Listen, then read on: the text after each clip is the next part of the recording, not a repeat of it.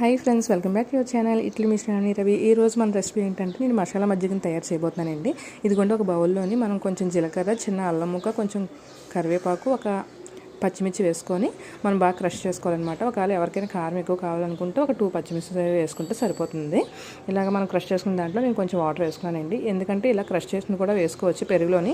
కాకపోతే చిన్నపిల్లలు తాగినప్పుడు కొంచెం కారం అనిపిస్తుందని చెప్పి నేను వడబోసుకుంటాను. ఇప్పుడు మనం పెరుగునైతే బాగా చిలికిన తర్వాత తగినంత సాల్ట్ వేసుకొని మళ్ళీ బాగా చిలుక్కోవాలండి. చిలికిన తర్వాత మనకి ఇప్పుడు పక్కన పెట్టుకున్నాం కదండి, క్రష్ చేసి వాటర్ వేసుకున్నాం కదా. ఇప్పుడు మనం జాలి పెట్టి మనం వడబోసుకుందాం.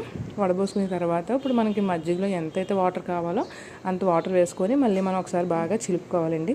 చిలికిన తర్వాత ఒకసారి టేస్ట్ చూసుకుంటే సరిపోతుంది. అంతే, ఎంతో రుచికరమైన మసాలా మజ్జిగ అయితే రెడీ అయిపోతుంది.